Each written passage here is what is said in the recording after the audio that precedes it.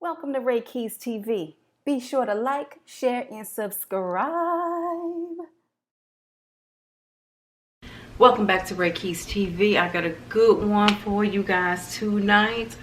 I am going to be reviewing The Real Housewives of Atlanta Season 12, Episode 2. Y'all, let me just tell you about these ladies. I think these girls sound silly. All the way silly, all of them. With the exception of Kandi and Marlo, they all sound a little silly to me. Like Denise Williams silly, like, you're just a love around to score, and I know that I should be looking for more. What could it be in you I see? What could it be? Oh love, stop making a fool of me. Like that type of silly, okay? Silly. All of them sound freaking silly. So the episode opens up with Kandi and Cynthia meeting down at the restaurant with Porsha. First, let me just say this. Kandi, your braids were for the gods, hunted. I loved them. I love that ethnic, that natural look. You showed up, you showed out. Loved it. So basically, the girls were pretty much getting into Porsha's business with regards to where she and Mr. Dennis are in their relationship. And Porsha just reveals that Mr. Dennis has moved out of the house. She caught him doing a couple of things that she was uncomfortable with. So they're kind of on the outs right now, and we knew that from last episode. But the thing that gets me is Kandi says, is it just cheating? She was like, is it just cheating? But the way she said, she was like, is it just cheating that he's doing? Is it just cheating? Like, Kandi, is it just cheating? Is it just cheating? Like, cheating is he forgot to put down the toilet seat one night.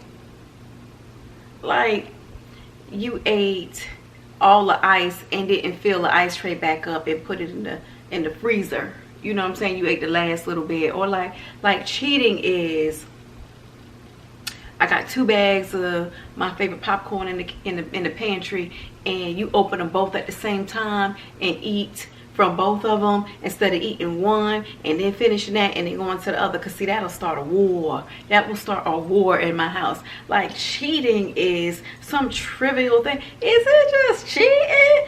Kandi, cheating is a horrible offense, and that will get you 86. Yes. Is it just cheating? No, it's not just cheating. It's cheating that will get you out the door. So I don't know what you were talking about, Kandi.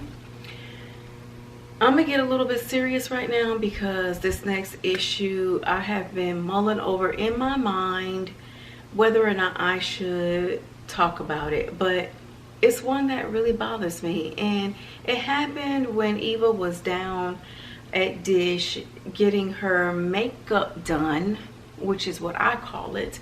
But Cynthia calls her on the phone and she says, girl, I'm in the chair getting my face beat. By who? By who? I mean, like, when I think of face beating, I think of domestic violence. And I don't know who came up with the term face beat to be synonymous with getting glamorous, getting beautified, getting your makeup done. But I'm telling you this, if another black woman says it on television, I'm jumping in the lake with the snakes, because I can't take it anymore. I think it is a term that is irresponsible, it's inappropriate, and basically it's a disgrace. It dishonors and trivializes something that goes on in our community, women in our community, transgenders in our community, so often. You know, getting your face beat in should not be synonymous with getting glorified, getting beautiful. And Cynthia, you did a commercial a couple of years ago where all the girls talked about domestic violence. You had your mom on, and you guys did this, I forgot what you call it, like this PSA about domestic violence. And in the name of domestic violence, I want all black women to erase beat face from their vernacular, from their vocabulary, just from their speech, because it is so derogatory and it trivializes something that happens in our community all the time that doesn't get that to me, it doesn't get the notoriety that it should. There are too many black women that suffer domestic violence, especially young high school girls. It affects the most. So I just wanted to, not to get too serious, but I wanted to address that. Stop it with the beat face. Call it what it is. We're getting beautiful. We're getting glammed up. We're getting our makeup done. Okay, Eva? Silly. That's a silly term, and I want y'all to stop saying it. Kenya. Kenya.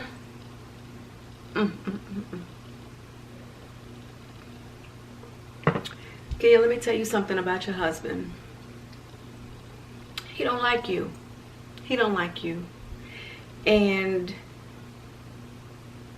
somebody once told me that sarcasm is anger's ugly cousin. And that man is so sarcastic that it's almost like he's mad at you. You know that little clip that they show where he was talking to you and you were asking him a question about what's better, Brooklyn or Kenya or whatever, which is a stupid question in the first place, because there should be no competition between mother and daughter. And the minute that it does creep into the relationship, into the family dynamic, then you're done. It's done. But anyway, you know, his response, I didn't like his response to that. And then there were a couple of other things that they showed where he was just kind of undermining your motherhood. And you even said it, you know, I just don't think that he appreciates, I just don't think he liked you, girl.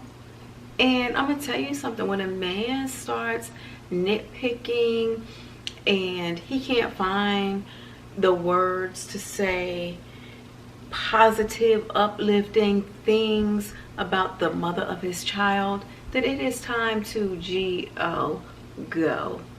I said in my last episode, in the last review of the last episode, that I think you guys can work it out if it's just the distance. But it doesn't seem like it's just distance that's affecting your relationship. It's more than surface level. It's more than surface level. It sounds like something a little bit deeper than that. And I just didn't like it. I didn't like it, Kenya. I didn't like it. And I just think that your pathology is attracting people into your life who don't have your best interest. Like, you know, the familial people, you know, I don't want to go back to your mom, but even your dad kind of doesn't really have a lot of supportive language. When he talks to you, it's always really sarcastic and kind of demeaning. And something, and Kenya, I don't like it. And I think that you deserve more and you deserve better. Marlo. So Marlo and Kandi meet down at the indoor trampoline place, and oh, Marlo, my heart went out to you, girl. I can say this. I have had family members who have dealt with substance abuse and mental illnesses, and sometimes at the same time. And I have been there as a financial support, but I have never had the opportunity to like take in children while that family member dealt with their issues. I know it's a tough feat. It is, just from what I can tell and hearing other people talk about it. Girl, your compassion came through this episode. I have definitely seen you in a different light, and my heart goes out to you for being so supportive and so strong for your sister. I just think that is so commendable, and it just kind of shows a different side of you, Marlo.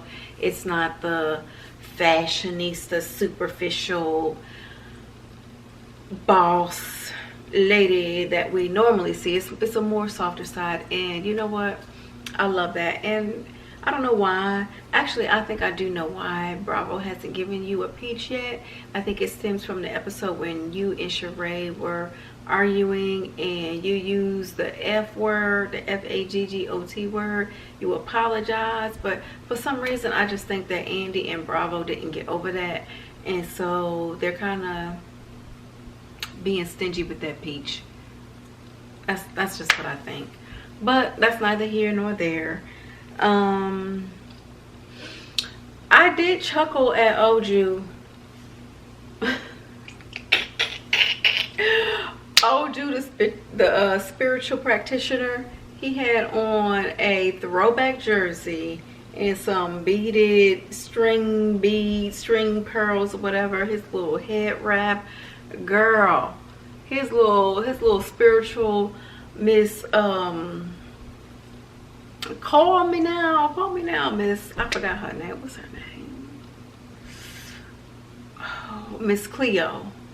His Mr. Cleo vibe had me chuckling, child. It had me chuckling, but that scene was just whatever. It was just Cynthia and Kenya kind of arguing about the things that happened. But I'm gonna tell you something, Cynthia got her backbone. She got her backbone. She was like, watch the tone, watch the tone, watch the tone. I'm not baby Brooklyn. And you know what, Cynthia? I'm glad that you're kind of like coming with that little backbone. But the person that you need to have that with is with Nene. That's what everybody's been saying. It's like, you've been bucking up. You kicked Porsha in the stomach. The issue is not you not defending yourself with other people. It's with Nene. The episode ends with Porsha and Lauren crying over Mr. Dennis, child. And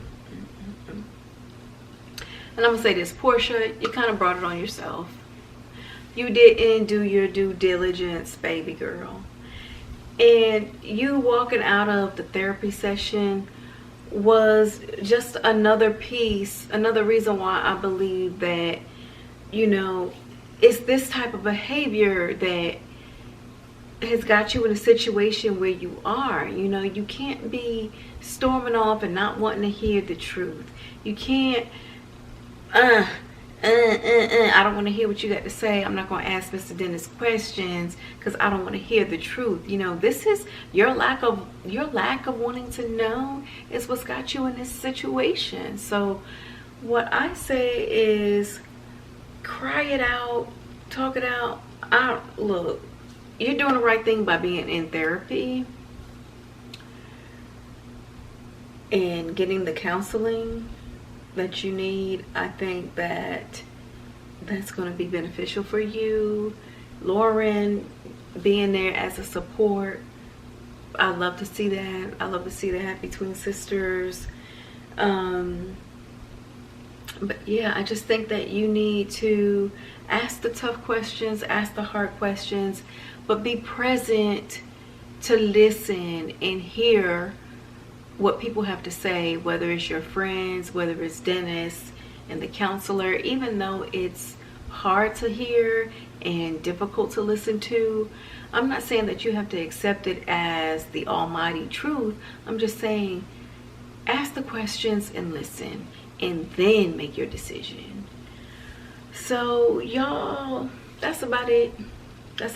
These girls were silly this episode. But I'm gonna go ahead and end my commentary, and I will see you in the next video. Bye.